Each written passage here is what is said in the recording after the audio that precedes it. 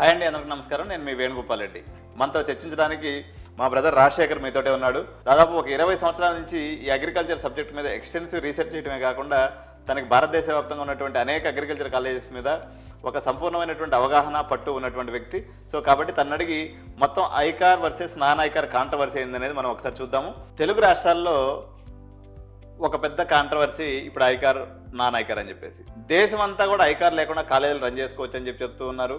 ఇంకొక వైపు నుంచి ఏంటంటే తెలుగు రాష్ట్రాల్లో ప్రభుత్వ ఉద్యోగం తీసుకోవాలంటే కంపల్సరీగా ఐకార్లో గుర్తింపున్న కాలేజీలో చదివితేనే, సీట్ తీసుకొని చదివితేనే వాళ్ళకి మేము ఏవో పోస్టులకు కానీ వీటికి పర్మిషన్ ఉందని చెప్పి గవర్నమెంట్ ఒకవైపు నుంచి చెప్తూ ఉంది.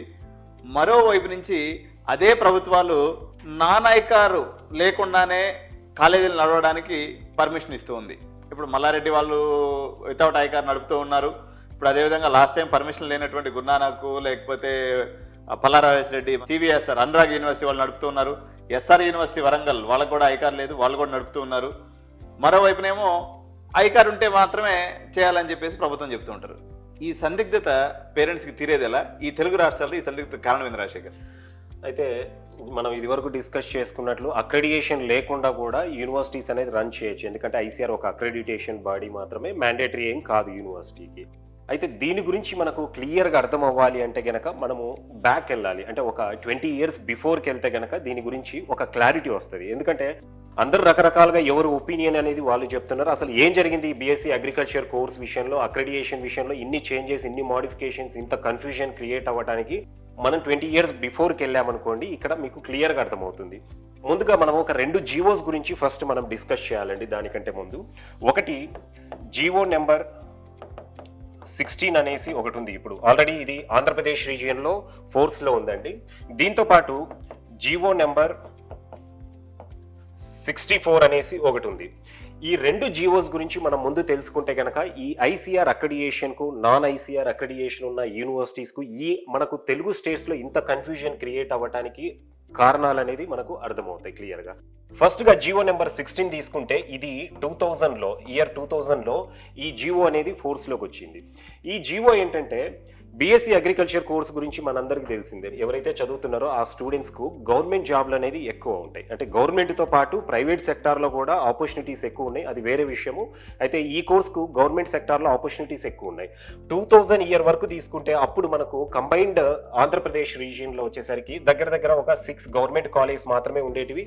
ఎటువంటి ప్రైవేట్ కాలేజీలు కానీ లేదంటే కనుక ఇంకా గవర్నమెంట్ కాలేజెస్ లేవు. ఈ 6 గవర్నమెంట్ కాలేజ్ కలిపి కూడా మనకున్న సీట్లు అప్పట్లో కేవలం ఒక 360 సీట్లు మాత్రమే ఉండేటివి. ఇంతకు మించి సీట్లు బీఎస్సీ అగ్రికల్చర్కు 2000 బిఫోర్ అనేది లేవు. సో ఈ 360 సీట్స్ గాను మనకు ప్రతి ఇయర్ 2000 అకాడమిక్ ఇయర్ బిఫోర్ తీసుకుంటే కనుక పాస్ అవుట్ అయ్యి బీఎస్సీ అగ్రికల్చర్ చదివి పాస్ అవుట్ అయ్యి బయటకు వచ్చిన స్టూడెంట్స్కు ప్రతి స్టూడెంట్కు చెప్పాలంటే కనుక ఈజీగా గవర్నమెంట్ సెక్టార్లో ఏదో ఒక పోస్టింగ్ అనేది దొరుకుతున్నది. ఇంకా ఒక విధంగా చెప్పాలంటే కనుక స్టూడెంట్ బీఎస్సీ అగ్రికల్చర్ కంప్లీట్ చేసిన వాళ్ళు దొరక్క గవర్నమెంట్ పోస్టులు కూడా చాలా ఖాళీగా ఉన్నాయి. సో ఇక్కడ ఏమైపోయిందంటే 2002 ఒకటి, 2006 ఒకటి, 2009 ఈ 3 yearsలో ఒక విధంగా చెప్పాలంటే అగ్రికల్చరల్ ఎడ్యుకేషన్లో ఒక రివల్యూషన్ వచ్చిందనేది చెప్పొచ్చు అనమాట. అంటే 2000 బిఫోర్ కూడా అదే డిమాండ్ ఉన్నది, దాని తర్వాత ఇంకా డిమాండ్ పెరగడానికి 2002లో మనకు కంబైన్డ్ స్టేట్లో, 2006లో, 2009లో దాదాపు 1000కి పైగా పోస్టింగ్స్ అనేది ప్రతి ఇయర్ రిలీజ్ చేశారు. 1000కి పైగా పోస్టింగ్లు రిలీజ్ చేస్తే అక్కడ మనకు స్టూడెంట్స్ ఉన్నది కేవలం 500-600 మంది మాత్రమే అప్లై చేసేవాళ్ళు. అంటే 400 పోస్టులు అనేది వేకెన్సీ ఉంటూ వచ్చాయి. అంటే ఏదైనా ఒక గవర్నమెంట్ జాబ్కు అన్ని వేకెన్సీలు ఉన్నాయన్నప్పుడు జనరల్గానే స్టూడెంట్స్ కాంపీట్ అవుతారు. ఇక్కడ ఒక లూప్ హోల్ క్రియేట్ చేసుకొని చాలా మంది స్టూడెంట్స్ ఇన్ని గవర్నమెంట్ జాబ్స్ ఉన్నాయి కదా అనేసి బయట నార్త్ ఇండియాలో చాలా ప్రైవేట్ యూనివర్సిటీస్లో అగ్రికల్చర్ డిగ్రీలు అమ్మే యూనివర్సిటీలు కూడా చాలా ఉన్నాయి. అంటే వాళ్ళు అక్కడ వెళ్ళి కొంత డబ్బు అనేది ఇన్వెస్ట్ చేసి అక్కడ డిగ్రీ అనేది కొనుక్కొచ్చుకొని కూడా ఇక్కడ ఈజీగా వాళ్ళు గవర్నమెంట్ జాబ్లు ఎటువంటి ఎంట్రన్స్ ఎగ్జామినేషన్లో కాంపిటీషన్ లేకుండానే ఈజీగా జాబ్లు అనేది సంపాదించారు. ఇదంతా కూడా ఎప్పుడు బయటపడ్డదంటే కొన్ని సంవత్సరాలు గడిచిన తర్వాత దీని మీద కొన్ని ఆబ్లిగేషన్స్ ఇవన్నీ రైజ్ అయిన తర్వాత, ఇది తెలిసిన తర్వాత ఏమైపోయిందంటే మళ్ళీ గవర్నమెంట్ వచ్చేసరికి ఈ జీవో నెంబర్ 16 అనేది ఫోర్స్లోకి తీసుకొచ్చి మ్యాండేటరీ చేసింది. సో క్వాలిటీ ఉన్న యూనివర్సిటీలను గుర్తించడానికి జీవో నెంబర్ 16 అనేది ఫోర్స్లోకి తీసుకొచ్చింది అనమాట. ఈ జీవో నెంబర్ 16 ఏంటంటే కంపల్సరీ ఏ స్టూడెంట్ అయితే బీఎస్సీ అగ్రికల్చర్ చదివి గవర్నమెంట్ జాబులు చేయాలనుకుంటున్నారో వాళ్ళు నార్త్ ఇండియాలోకి వెళ్ళి ఏదో డిగ్రీలు కొనుక్కొని రావడం, క్వాలిటీ లేని యూనివర్సిటీలో చదవడం కాకుండా కంపల్సరీ ఐసీఆర్ అక్రెడియేషన్ ఉన్న యూనివర్సిటీ నుండి డిగ్రీ ఉంటేనే గవర్నమెంట్ జాబ్లకు ఎలిజిబుల్ అనేసి ఒక జీవో పాస్ చేసింది. దాని తర్వాత మళ్ళీ కొన్ని రోజుల తర్వాత జీవో నెంబర్ 64 అనేసి ఇది 2017లో మళ్ళీ ఇంకొక జీవో అనేది రిలీజ్ చేశారు. ఈ జీవో ఏంటంటే జీవో నెంబర్ 64 అనేది ఈవెన్ చాలా మంది పిల్లలు ఇప్పుడు నార్త్ ఇండియాలో వెళ్ళి డిఫరెంట్ ఆగ్రాలో అవ్వచ్చు, పంజాబ్లో అవ్వచ్చు, ఉత్తరప్రదేశ్లో, రాజస్థాన్, మధ్యప్రదేశ్ ఇలా డిఫరెంట్ స్టేట్స్లో బీఎస్సీ అగ్రికల్చర్ కోర్సుకు డిమాండ్ ఉంది, ఇక్కడ మనకు సీట్లు తక్కువ ఉన్నాయి, పోనీ ప్రైవేట్ యూనివర్సిటీలు కూడా లేవు అనేసి బయట స్టేట్లో ఉన్న ప్రైవేట్ యూనివర్సిటీల్లో విపరీతంగా జాయిన్ అయిపోయారు. జాయిన్ అయిన స్టూడెంట్స్ అందరూ కూడా గవర్నమెంట్ దగ్గరికి వెళ్ళి వాళ్ళ ఇష్యూస్ అనేది రేజ్ చేయడంతో, అంటే మేము ఇక్కడికి వెళ్ళి డిగ్రీ అనేది పర్సూ చేస్తున్నాం, రేపు గవర్నమెంట్ జాబ్లకు మాకు ఒక ఎంట్రన్స్ ఎగ్జామినేషన్ మీరు కండక్ట్ చేస్తారు కదా గవర్నమెంట్ జాబ్లకు అని, దాంట్లో మేము క్వాలిఫై అయ్యి మా సత్తా మేము ప్రూవ్ చేసుకుంటేనే కదా మాకు జాబ్ వచ్చేది.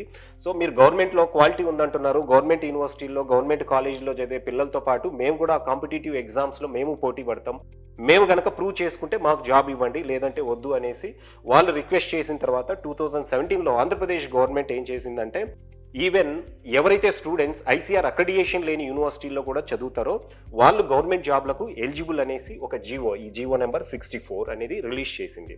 సో దీంట్లో ఈ జీవోలో కూడా ఆంధ్రప్రదేశ్ గవర్నమెంట్ జస్టిఫికేషన్ ఏ విధంగా ఇచ్చిందంటే national agricultural education accreditation board NAEB అంటాం అనమాట. సో ఈ అక్రెడిటేషన్ బోర్డే యూనివర్సిటీకి ఐసీఆర్ అనేది మ్యాండేటరీ కాదు, ఐసీఆర్ లేకుండా కూడా రన్ చేసుకోవచ్చు అనేసి ఒక అక్రెడిటేషన్ బోర్డే చెప్పినప్పుడు మనం అక్రెడిటేషన్ మ్యాండేటరీ చేయడం ఎందుకు అనేసి, సో అక్రెడిటేషన్ మ్యాండేటరీ అని ఏదైతే జీవో 16లో ఇచ్చామో అది రిమూవ్ చేస్తూ ఈవెన్ అక్రెడిటేషన్ లేని యూనివర్సిటీలో చదివిన స్టూడెంట్స్ కూడా గవర్నమెంట్ జాబ్లకు ఎలిజిబిలిటీ అనేసి జీవో నెంబర్ 64 అనేది 2017లో ఇచ్చారు. అయితే ఈ జీవో ఎక్కువ రోజులు అనేది లేదు. సో ఈ జీవో ఎప్పుడైతే రిలీజ్ చేశారో దాని తర్వాత మనకు స్టేట్ వైడ్గా ఈవెన్ ఆంధ్రప్రదేశ్లో ఉన్న గవర్నమెంట్ కాలేజెస్లో అలాగే విద్యార్థి సంఘాలు చాలా వరకు, అలాగే తెలంగాణలో చదువుతున్న స్టూడెంట్స్ కూడా దీనికి అగైనెస్ట్గా అనేది చాలా అప్పుడు స్ట్రైక్స్ అనేది కూడా చేశారు. ఈవెన్ జనసేన అధినేత పవన్ కళ్యాణ్ గారు కూడా దీనిపైన యాంటీగా వెళ్ళేసి వాళ్ళు స్టూడెంట్స్కు సపోర్ట్ అనేది ఈ జీవో 64 రద్దు చేయడానికి సపోర్ట్ అనేది ఇచ్చారు.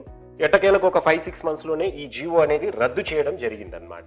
సో దాని తర్వాత ఏమైపోయిందంటే 2017లో ఈ జీవో రద్దయిన తర్వాత ప్రతి గవర్నమెంట్ పోస్టింగ్ అనేది ఐసీఆర్ అక్రెడియేషన్ ఉంటేనే స్టూడెంట్స్ ఎలిజిబుల్ అనేసి మళ్ళీ ఎన్ఫోర్స్లోకి వచ్చేసింది అనమాట. అంటే ఇక్కడ చూడండి ఎంత కన్ఫ్యూజన్ ఉందో ఈ జీవోస్ వల్ల కూడా. 2000 బిఫోర్ వరకు ఒక విధంగా ఉన్నది, 2000 తర్వాత ఏమో అక్రెడియేషన్ ఉన్న కాలేజీలో చదివితేనే గవర్నమెంట్ జాబ్లకు ఎలిజిబుల్ అనేసి మళ్ళీ మధ్యలో ఒక జీవో నెంబర్ 64 తీసుకొని వచ్చేసి అక్రెడియేషన్ లేని వాటిల్లో చదివిన వాళ్ళు కూడా గవర్నమెంట్ జాబ్లకు ఎలిజిబిలిటీ అనేసి ఇవ్వటము, మళ్ళీ ఆ జీవో రద్దు చేయడము.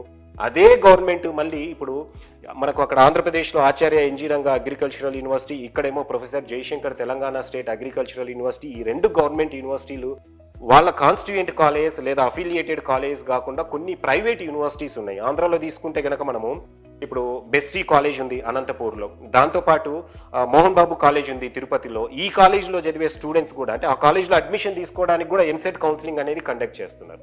అంటే ఎంసెట్లో గవర్నమెంట్ కాలేజ్లో ఐకార్ అక్రెడియేషన్ ఉన్న కాలేజీలతో పాటు అక్రెడియేషన్ లేని యూనివర్సిటీలో కూడా ఒక 25% 50% సీట్లు అనేది గవర్నమెంటే ఫిల్ చేస్తుంది. ఇక్కడ చూసారా, గవర్నమెంటే అక్రెడియేషన్ ఉంటేనే గవర్నమెంట్ జాబ్లకు అనేది ఎలిజిబుల్ అంటుంది. మళ్ళీ అదే గవర్నమెంట్ స్టూడెంట్స్ని కౌన్సిలింగ్ కండక్ట్ చేసి మోహన్ బాబు యూనివర్సిటీ కానివ్వండి లేదంటే బెస్టీ లాంటి ప్రైవేట్ యూనివర్సిటీలు అక్రెడియేషన్ లేని వాటిల్లో కూడా సీట్లు అనేది అదే గవర్నమెంట్ అనేది ఇస్తుంది. సో దీనివల్ల రకరకాల కన్ఫ్యూజన్స్ అనేది క్రియేట్. ఇప్పుడు మన ఆంధ్రాలో ఆ పరిస్థితి అయితే మన తెలంగాణలో ప్రజెంట్ ఎలాంటి పరిస్థితి ఉంది? తెలంగాణలో అయితే కనుక ఇప్పుడు దీన్ని కొంత కంట్రోల్ చేయడానికి చాలా మంది స్టూడెంట్స్ ఇప్పుడు లక్షల డొనేషన్లు కట్టి మహారాష్ట్రలోనో తమిళనాడులోనో ప్రైవేట్ యూనివర్సిటీల్లోనో డిఫరెంట్ ప్లేసెస్లో వాళ్ళు డొనేషన్లు కట్టి బయటికి వెళ్తున్నారు. సో బయటికి వెళ్ళాల్సిన అవసరం ఏంటి, మన దగ్గర మంచి ఇన్ఫ్రాస్ట్రక్చర్ ఉంది అనే ఇంటెన్షన్ తోటి కన్వీనర్ కోటాతో పాటు ఇక్కడ తెలంగాణలో సెల్ఫ్ ఫినాన్సింగ్ కోటా అనేది ఇంట్రొడ్యూస్ చేశారు. దాంతోపాటు ఇక్కడ ఎన్ఆర్ఐ కోటా అనేది కూడా తెలంగాణలో ఇంట్రొడ్యూస్ చేశారనమాట. ఇవి కాకుండా ప్రైవేట్ యూనివర్సిటీలు ఏవైతే ఉన్నాయో ఇప్పుడు మనకు మల్లారెడ్డి యూనివర్సిటీ అవ్వచ్చు, అనురాగ్ యూనివర్సిటీ, ఎస్ఆర్ యూనివర్సిటీ, ఇట్లా బీఎస్సీ అగ్రికల్చర్ కోర్స్ రన్ చేసే వాళ్ళకు కూడా ఈ మనకు జయశంకర్ యూనివర్సిటీ అయితే క్లియర్గా ఒక స్టేట్మెంట్ ఇచ్చింది, మాకు professor Jayashankar Telangana state agricultural university కింద కేవలం కాన్స్టిట్యూయెంట్ గవర్నమెంట్ కాలేజెస్ మాత్రమే ఉన్నాయి, వాటి లిస్ట్ కూడా వెబ్సైట్లో అనేది మెన్షన్ చేయడం జరిగింది. అవి కాకుండా ఎటువంటి ప్రైవేట్ యూనివర్సిటీకి మేము అక్రెడియేషన్ కానివ్వండి లేదా అఫిలియేషన్ కానివ్వండి మేము ఇవ్వలేదు పర్సనల్గా అనేసి వాళ్ళు ఒక అవేర్నెస్ అనేది తెలంగాణలో అయితే ఎప్పుడు కూడా క్రియేట్ చేస్తూనే ఉన్నారు. సో ఇప్పుడు జీవో నెంబర్ 16 అనేది ఇది కేవలం ఆంధ్రప్రదేశ్కి సంబంధించిన జీవో అండి, ఇప్పుడు తెలంగాణలో కూడా ఫోర్స్లో ఉందా? ఇది ఇప్పుడు జీవో నెంబర్ 16 అనేది ఈవెన్ తెలంగాణలో కూడా ఫోర్స్లో ఉందండి. సో తెలంగాణలో మనకు అంటే 2014లో ఎప్పుడైతే స్టేట్ బైఫర్కేషన్ జరిగిందో దాని తర్వాత తెలంగాణలో కంపల్సరీ గవర్నమెంట్ జాబ్స్కు ఐసీఆర్ అక్రిడియేషన్ ఉన్న యూనివర్సిటీలో చదివిన వాళ్ళకు మాత్రమే ఎలిజిబిలిటీ అనేసి సేమ్ జియో అనేది కంటిన్యూ అవుతుంది. వేరాజ్ ఆంధ్రప్రదేశ్లో మాత్రమే 2017లో ఈ జియో నెంబర్ 64 ఎప్పుడైతే వచ్చిందో అప్పుడు మళ్ళీ కాస్త కన్ఫ్యూజన్ అనేది క్రియేట్ అయిపోయింది. సో ఇప్పుడు దీన్ని బట్టి ఫైనల్గా విద్యార్థులకి తల్లిదండ్రులకి నేను చెప్పేది ఏంటంటే జీవో నెంబర్ 16 ఆంధ్రప్రదేశ్లో కానీ తెలంగాణ రాష్ట్రంలో కానీ ఫోర్స్లో ఉంది.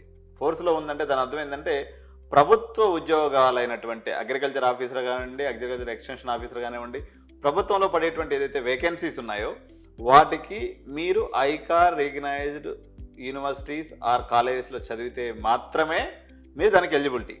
ఐకార్ లేనటువంటి వాళ్ళు చదివితే ఎక్కడైతే మీరు చదువుతారో అటువంటి దాంట్లో చదివినప్పుడు కేవలం మీరు ప్రైవేట్ జాబ్స్ చేసుకునే దానికి అనుమతి ఉంటుంది.